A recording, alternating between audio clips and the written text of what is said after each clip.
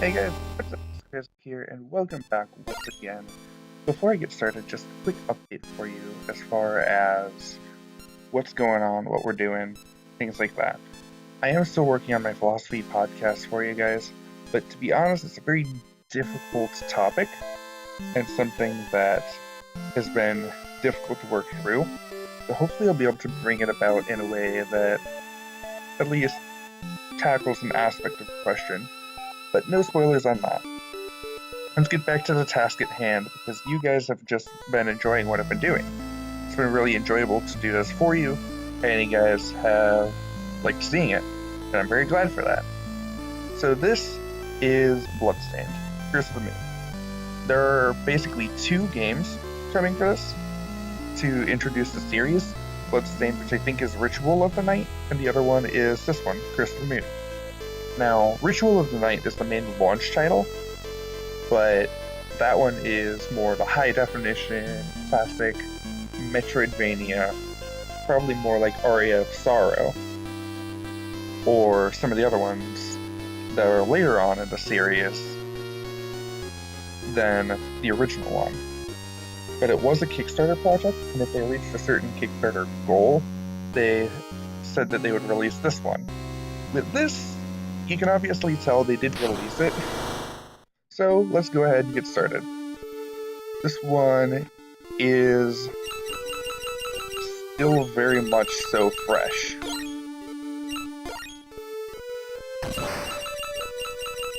Let's go ahead, let's get into this. I'm going to start up a normal mode. I'm going to go to casual so that I can talk and play at the same time, and because I'm bad at games. To sum it up though, the main character, Zangetsu, is a man who has devoted his life to hunting demons and basically eradicating them. This part here is saying, hey, he's making a journey to the castle, possibly recruiting friends along the way.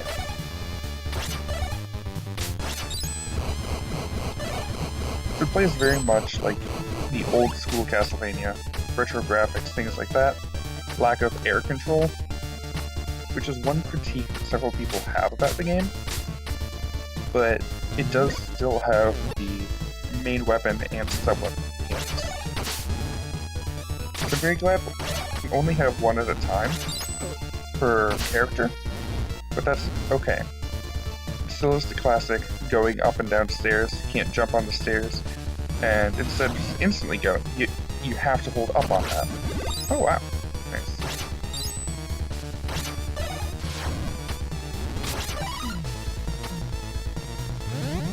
And no, not invincibility. But if you walk off the edge, you fall. You don't just instantly... You don't just instantly get, You don't get momentum falling off ledges, is what I'm trying to say. Which is frustrating, but at the same time also makes sense. It harkens back to the classics, and in my opinion, the game feels very much so natural.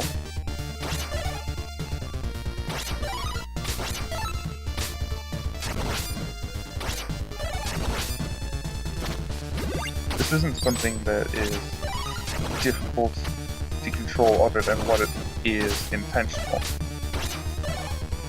At its core, it is your old style platformer.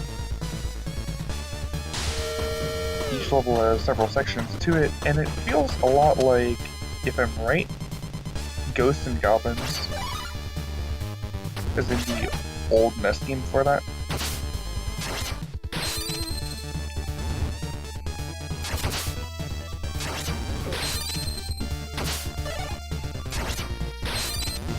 Which I happen to really like. I mean, I don't get to play a lot of NES or SNES or that style much anymore, but at the same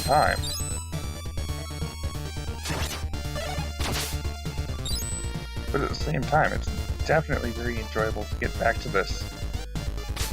And for those of you who have stuck around with my channel long enough, you'll know that I really like these kinds of games.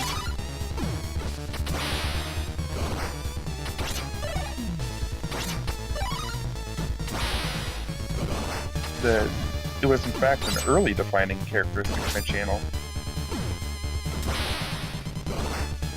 However, we don't really get a lot of that anymore. I think I've moved on from that, and you guys don't want to see it as much as I might enjoy it, which is fair. I don't really blame you. Some of the older games are probably honestly more boring to you, like the original Final Fantasy. Love the game, but yeah. At the same time, it's probably not very much worth making a replay of that, unless you guys wanted a dedicated walkthrough, in which case I'd actually probably have to start all over again. But yeah, here we go. To sum it up, this is going to be our first boss encounter.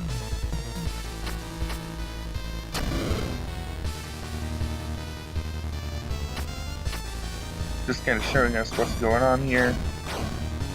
This is the engine of the train.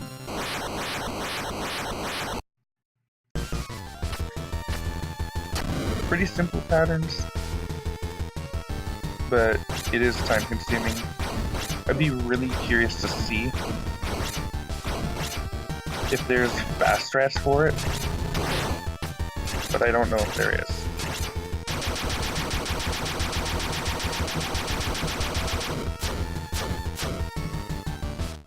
Instead, we just kind of have to stick along for the ride.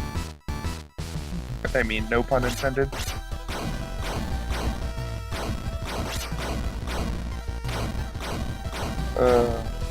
Yeah, it's gonna be a while, but hey.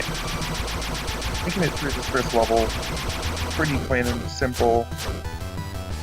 And it also does unlock. It does add possible unlocks to the game. Ah, there we go.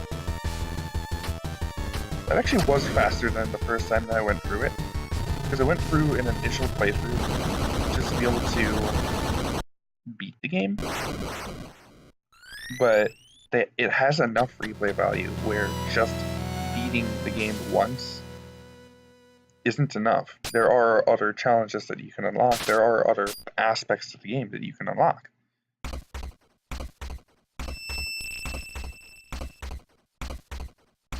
This is one of these cases where you get allies through the story. This is Miriam, your first character, your first other character other than the main. But Miriam basically has a lot of aspects that makes her really good. As you see, you only have a short jump here. With Miriam, you have a higher jump, as well as you have a slide, which comes to use, and you also get the classic whip.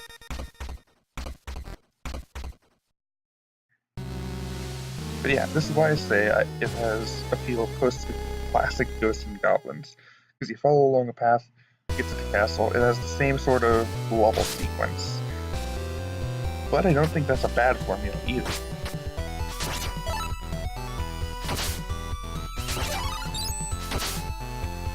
In fact, it's made for a very good, solid game.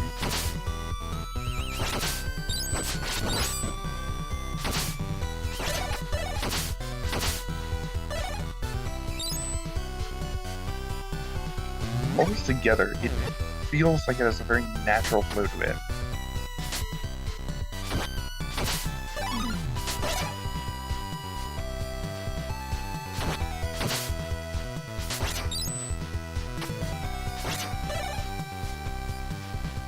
Which, well, yeah, it may not be the best, and a lot of people don't really like the clunky NES mechanics. It does go to say that it is very much so worth it to actually look into the game. It's been one of those where it's been thoroughly enjoyable. It's one of those games where it's like taking the journey is worth it.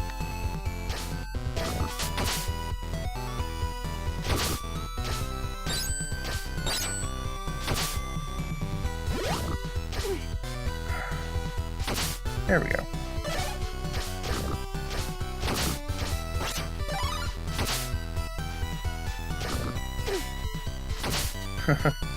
Although the enemies are still sometimes frustrating. It's nothing impossible.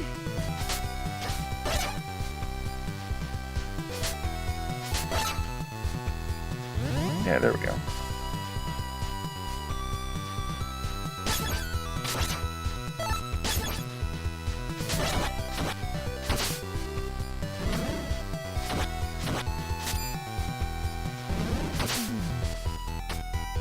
But yeah, you have to make sure you have horizontal momentum before you take on leaps. There we go.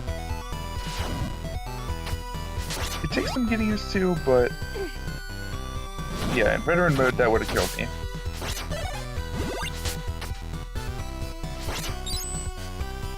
Because there is classic knockback.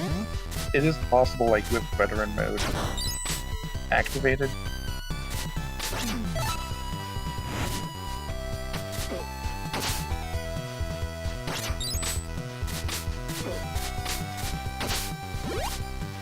It is possible with veteran mode activated to take damage and actually boost from it. Damage boosting seems like a very real strat that is going to be used. Not sure how just yet, but we'll have to see. Yeah. Oh. Yeah. Very glad I'm not playing veteran mode just for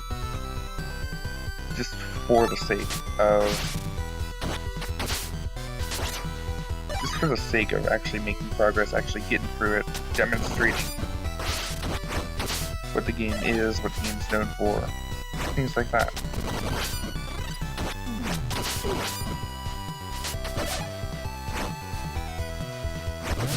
Hopefully I'll be able to get through this fairly easily. Yeah, there we go. And destroyed that.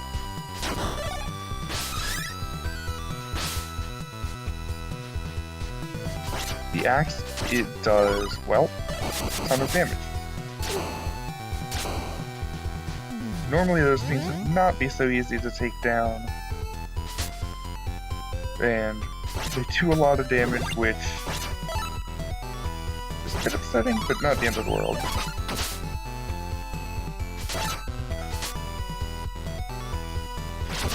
There we go.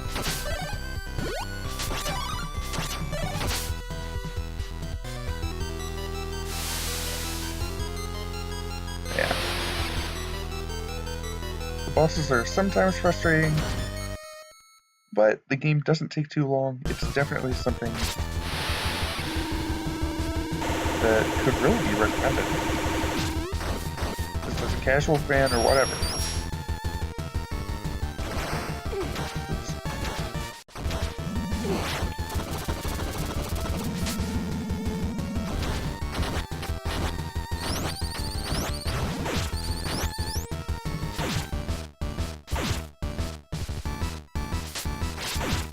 Great soundtrack, everything like that. It makes for a great experience, really.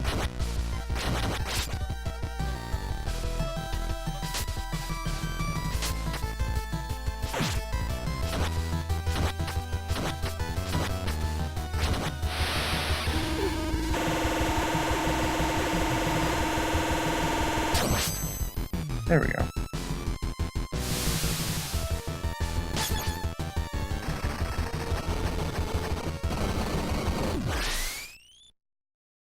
That only does 1 damage. Huh. Okay. Okay. I'll take it.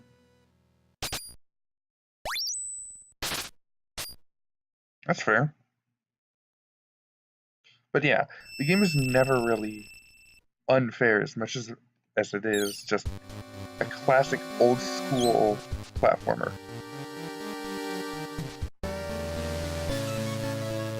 Here you get your third ally, which is Alfred. He's an alchemist.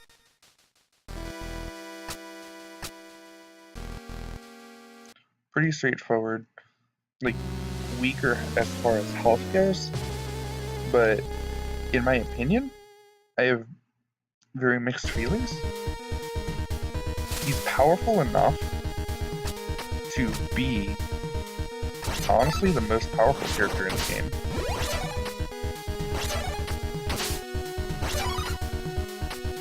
Granted, that depends on how you manage your spells and things like that. But, yeah.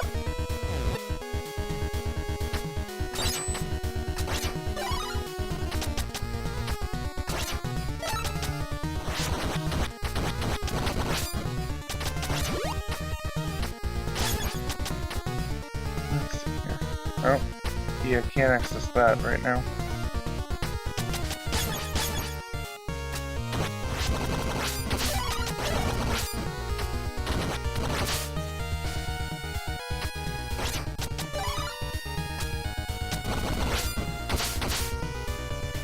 Needless to say, powerful, but slow. But you know, at the same time, that's okay. And one of the other things, you get branching paths, which is definitely something worth being excited about. There we go.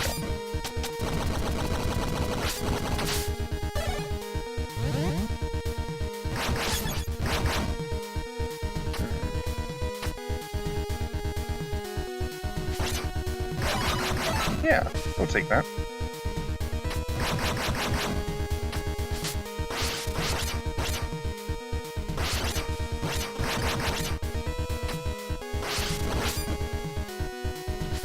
Yeah, fairly straightforward. But in the end, it's definitely something that I would say I recommend.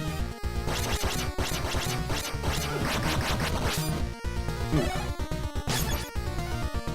It hurts more than it should.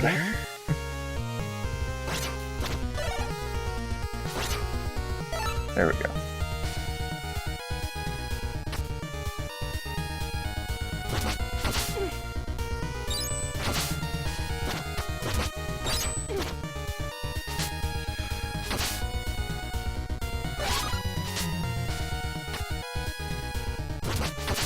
There are some times where you have to focus, but again, that's why I'm doing casual mode instead of just jumping right into veteran.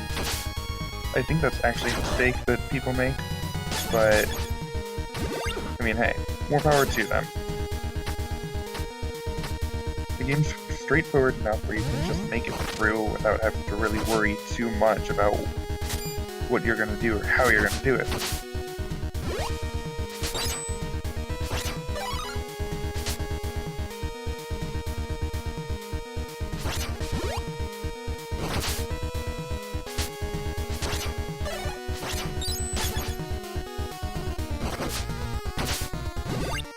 Yeah, there we go. I think we're also going to just cut it close to where the next boss is, just so that we can unlock and demonstrate the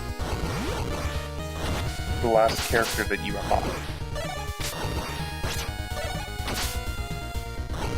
And I mean, the game's pretty good about showing you that, but at the same time, I'd rather show you guys personally. If I can stop being bad. I'm gonna stick with the whip.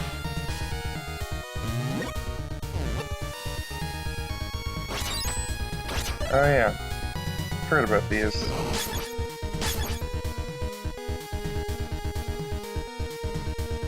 Insta-death spikes.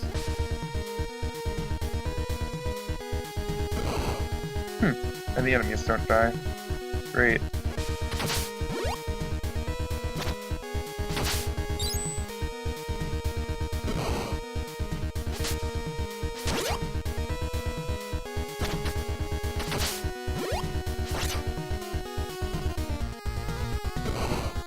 Oh, that's always scary. Oh. Nope. Oh, come on. Okay, so maybe not instant death, but at least not on the rise. But yeah, still not something to play around with.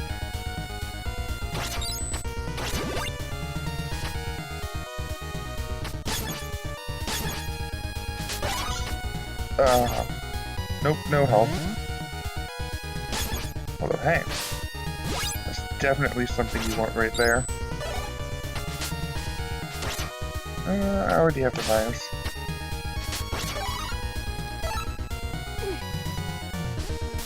Oh, come on, seriously? It won't let you just... sad.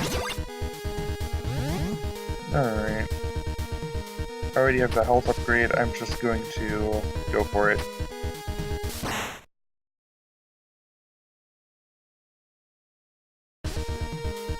But yeah, the characters being grayed out like this, you can't activate them anymore, you can't get them anymore. Pretty straightforward, pretty fair trade-off, honestly. But yeah, I'm just doing this just so that we can get back into it. Just kind of show you. Small game over screen.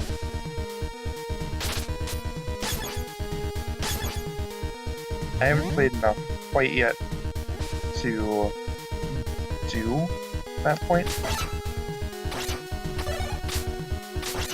but it's definitely something you can do.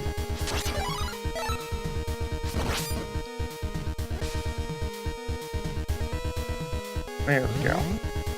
This one is one where you do drop out.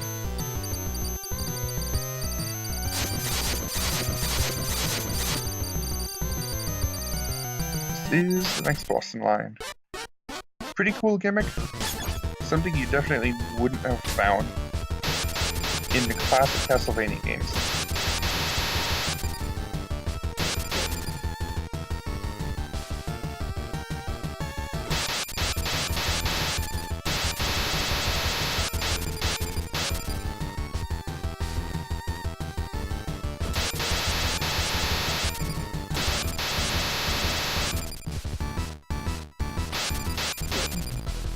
Ooh.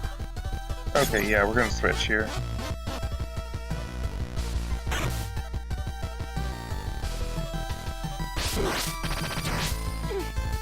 Okay.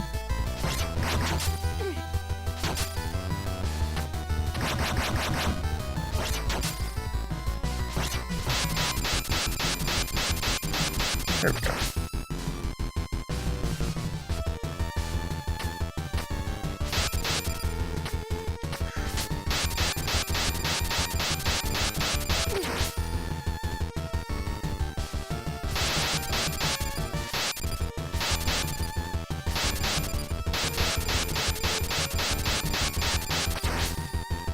It's a bit ironic. I mean, it makes sense, but at the same time, it doesn't, as to why a character that lives in the middle of gold is hurt because you attack gold. But yeah, in all, I think the mechanics are pretty cool here. Okay.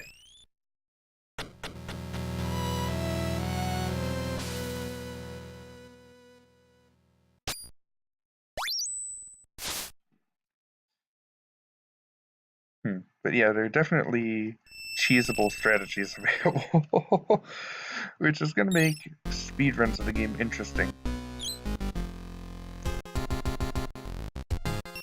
We get our last character, Gepple, who is, for all intents and purposes, might as well be a vampire. I mean, look, you throw out bats, you can turn into a bat, which I'm actually going to show you the sign. Because, just, yeah, for all intents and purposes, he's a vampire.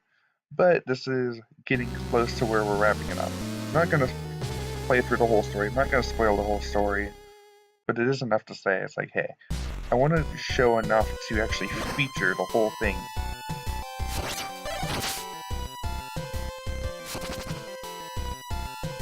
Huh. No scroll screen or anything.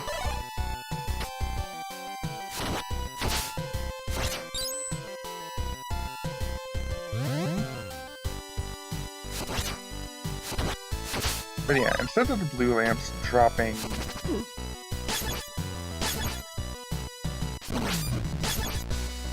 Instead of blue lamps dropping weapon trade-offs, like what you get normally in all the other 3 characters, you're actually able to get just plain... Oh.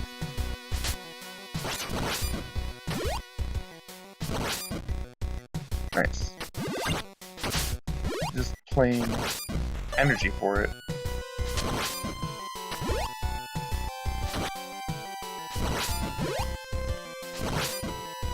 And you'll notice, like, if you're at all a fan of Castlevania, just a lot of these enemies look familiar. And yeah, honestly they are. They're going to. Went over here last time. That's basically just to demonstrate, hey, you can fly as a shortcut. And, you know what? That's fair, let's do it. Just to kind of demonstrate. Oh, and should not have hit that button. Why? Why do I do this? I don't know why I do this to myself, I really don't. You know what? Sure, I'll take that.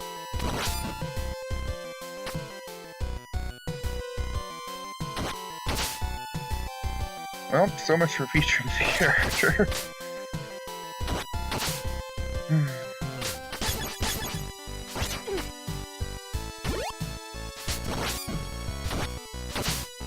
I'm not going flying anymore.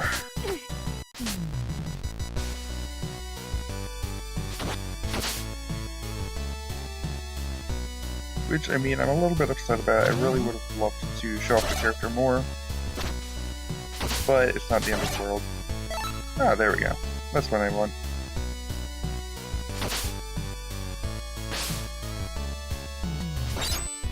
But yeah, each character you lose does feel like an actual significant cripple. Like you lose a part of being able to get through the game. You lose a part of being able to manage enemies, things like that, because each character has actual strengths and weaknesses.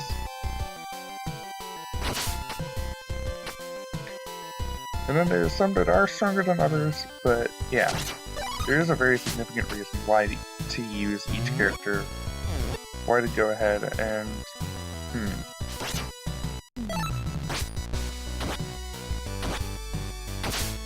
Okay.